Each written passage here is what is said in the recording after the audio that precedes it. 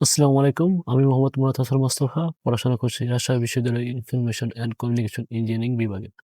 তো তোমরা অনেকেই যোগাযোগের জন্য একটা নোট চেয়েছিলে যাতে করে তোমাদের অ্যাডমিশন জার্নিটা খুব সহজ হয়। কারণ আমরা জানি যে কেমিস্ট্রির ক্ষেত্রে জৈব যৌগ একটা সবার কাছে একটা ভীতিকরময় অধ্যায় যেটা মানে কাপার কতনীকে প্যারা খাই। তো এজন্য সবার জন্য কথা ভেবে একটা নোট নিয়ে আসতেছি যেটা পড়লে মোটামুটি এই নোটটা পড়লে যোগাযোগের 60% কভার হবে। মাত্র 24 থেকে 26 টা হয়তো পেজ হবে। এর ভিতর পড়লে ইনশাআল্লাহ কমন পাবে ইনশাআল্লাহ বলা যায়। এখানে যোগাযোগের শুরু থেকে শেষ পর্যন্ত মোটামুটি আছে। এখানে যোগাযোগের উৎস থেকে শুরু করে তারপরে এখানে রয়েছে বিভিন্ন যোগাযোগের সাথে কোন যৌগগুলো থাকতে পারে বা কোন ইগুলো পরমাণুগুলো থাকতে পারে তা দেওয়া আছে। তারপরে হাইড্রোজেন বেস যোগাযোগের উদাহরণ দেয়া আছে। তারপরে রয়েছে কার্বন যুক্ত অজৈব যৌগ। তারপরে আমরা অনেকেই জানি হয়তো ধারণা যে কার্বন প্লাস হাইড্রোজেন থাকলে জৈব যৌগ হয়। কিন্তু না। কিছু যৌগ আছে যেগুলো কার্বন আছে, হাইড্রোজেন আছে কিন্তু তার জৈব যৌগ নয়। এর উদাহরণ রয়েছে যেগুলো খুবই এডমিশন পরীক্ষার ক্ষেত্রে খুবই গুরুত্বপূর্ণ। এছাড়া রয়েছে জৈব যৌগের বৈশিষ্ট্য রয়েছে। তারপরে হেটেরো অটোমেটিক রয়েছে যেগুলো জৈব যৌগ। এখানে যদি আপনারা সমগঠিত শ্রেণীর বৈশিষ্ট্যগুলো রয়েছে যেগুলো খুবই ইম্পোর্টেন্ট গুরুত্বপূর্ণ পরীক্ষার জন্য। তারপর রয়েছে ফ্লোরেন্স কাকে বলে, ফ্লোরেন্সের প্রকারভেদ এর বৈশিষ্ট্যগুলো এখানে দেওয়া আছে। তারপরে সমানতার প্রকারভেদ দেওয়া আছে। তারপরে বিভিন্ন তারপরে এসে বিভিন্ন সমান এলকেনের বিভিন্ন সমাণু, তারপর বিভিন্ন এলকেনের বিভিন্ন সাধারণ সংকেত দেওয়া আছে। তারপরে আছে বিভিন্ন এই সংখ্যা মানে যৌগ যেগুলোর বিভিন্ন একাধিক সমাণু রয়েছে যেমন গ্লুকোজের 16 টি, তারপরে রয়েছে এগুলার বিভিন্নগুলো যৌগ রয়েছে যেগুলো খুবই ইম্পোর্টেন্ট পরীক্ষায় প্রায় এসে থাকে এগুলো। তারপর রয়েছে নিচে রয়েছে মেটামারিজমের প্রকারভেদ বা মেটামারিজম কি এটা রয়েছে। এর কোন যৌগের ক্ষেত্রে মেটামারিজম হয় যেমন কষায়, কিটোন, তারপর সেকেন্ডারি অ্যামিন, ইথার এরকমভাবে প্রত্যেকটাই বা সুন্দরভাবে দেওয়া আছে যাতে তোমাদের প্যারা না খেতে হয় এডমিশন জার্নিতে। তারপর টোটালমারিজম কাকে বলে, তারপরে শর্ত ক্রাইটেরিয়া গুলো, তারপরে অবস্থান সমতা কাকে বলে, চেইন সমতা কাকে বলে, তারপরে কার্যকরীমূলক কাকে বলে বা কার্যকরীমূলকের কোন জগতে এটা দেখা যায়। তারপর হচ্ছে জ্যামিতিক সমানুতা কি?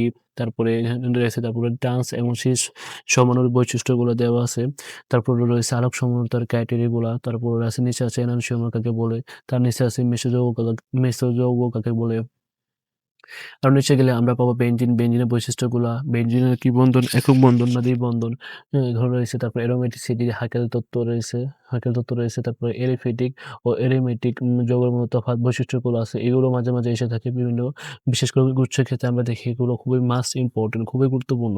এগুলো তারপর ফ্রি রেডিকেলের বৈশিষ্ট্য রয়েছে। তারপর কার্বোক্যাটায়ন, কার্বনিয়াম এর বৈশিষ্ট্যগুলো কোনটা স্থায়িত্ব বেশি, কোনটা সক্রিয় বেশি তার উদাহরণগুলো সবগুলো দেওয়া আছে। তারপর রয়েছে SN বৈশিষ্ট্যগুলো দেওয়া আছে। তারপর SN2 এর বিক্রিয়াগুলোর বৈশিষ্ট্য রয়েছে। এবং কোন বিক্রিয়াগুলো আগে ১ ডিগ্রি না ২ ডিগ্রি না ৩ ডিগ্রি কোনটা আগে দেবে SNS2 বিক্রিয়া এগুলো দেওয়া আছে। সব সুন্দরভাবে দেওয়া আছে। ফ্রি রেডিকেলের বৈশিষ্ট্য দেওয়া আছে। কার্বনিয়াম, কার্বোক্যাটায়ন তারপর রয়েছে আচ্ছা মেসোমারিজম এর মেটা নির্দেশক রয়েছে। তারপরে বিভিন্ন রয়েছে হ্যালোজেনের ব্যবহার রয়েছে। কোন ক্ষেত্রে আমরা হ্যালোজেন ব্যবহার করি। তারপর নিচে রয়েছে এমিনের খাদ্য-অম্লতার ক্রম দেওয়া আছে। তারপরে হচ্ছে যে নামকরণের ক্ষেত্রে বিভিন্ন সক্রিয় সিরিজ লাগে সেগুলো আর সুন্দরভাবে দেওয়া আছে একটা পেজে। তারপরে আছে বিভিন্ন গুরুত্বপূর্ণ বিক্রিয়া, নামীয় বিক্রিয়া যেগুলো প্রায়শই বিভিন্ন এডমিশন পরীক্ষার ক্ষেত্রে এসে থাকে। সবগুলা একটি পেজে নিয়ে আসার চেষ্টা করা হয়েছে। এই সবগুলা দেওয়া আছে। মানে A to Z যা দরকার এডমিশন ক্ষেত্রে তারপরে এর নিচে আছে এলিয়েট ও কিটোনের পার্থক্য এটা খুব গুরুত্বপূর্ণ। ফেলিডোগন কি? তারপর হচ্ছে মার্কিন বিক্রিয়া, বিভিন্ন বিক্রিয়া রয়েছে সাইজেট নীতি, অ্যালকোহল শনাক্তকরণ, তারপর হচ্ছে কার্বোজেনিক মৌল শনাক্তকরণ, উডস বিক্রিয়া, তারপর হচ্ছে ইথানলের শনাক্তকরণ মানে যা লাগে আরকি সবগুলোই আছে ইনশাআল্লাহ। এগুলো পড়লে আর আশা করি বেশি কিছু পড়া লাগে না। মানে সবগুলা এটাও অনেক গুরুত্বপূর্ণ। মানে জিএসটির ক্ষেত্রে খুবই মাস্ট ইম্পোর্টেন্ট। আশা করি এখান থেকে কমন পাবে, অনেকগুলো কমন পাবে। তারপরে ফরমিক অ্যাসিড রয়েছে। তারপর কার্বোজেনিক অ্যাসিডের শনাক্তকরণ এগুলো রয়েছে। তারপর রয়েছে ক্লোরোফর্মের সাথে কোনটি বিক্রিয়া জাহিত করলে বা বিজারিত করলে কি হয় তা রয়েছে। তারপরে কোভ সংশ্লেষণ বিক্রিয়া রয়েছে। তারপরে উইলিয়ামসন ইথার সংশ্লেষণ রয়েছে। তারপরে রয়েছে এগুলো মোটামুটি রয়েছে। মোটামুটি এখানে জৈব যৌগের 60% কভার করা হয়েছে। তোমাদের যদি সাড়া পাই ইনশাআল্লাহ অ্যারোমেটিক আর অ্যারোফিটিক এর বিক্রিয়াগুলো একটা পেজে মানে গ্রাফ আকারে নেওয়ার চেষ্টা করো। যদি তোমাদের সাড়া পাই আরকি। এখন ইনশাআল্লাহ তবে এটা আশা করি এটা তোমরা যদি একবার করে চোখ বুলিয়েও যাও অনেক গুরুত্ব মানে তোমাদের অনেক টাইম সেভ হবে। এমনি ক্ষেত্রে আমি দেখছি বই মানে যোগাযোগকে বিশেষ করে এই বই পড়া লাগে, ওই বই পড়া লাগে। কিন্তু জাস্ট তোমরা যদি এটাই পড়ে যাও, তোমাদের ক্ষেত্রে আর আশা করি কোনো কিছু লাগবে না।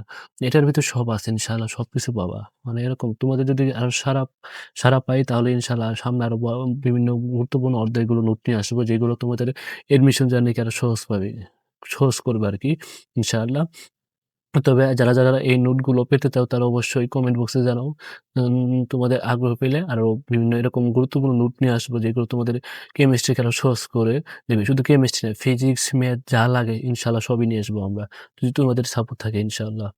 তো আরকি আজ এ পর্যন্তই। আশা করি সবার জন্য এটা খুবই হেল্পফুল হবে।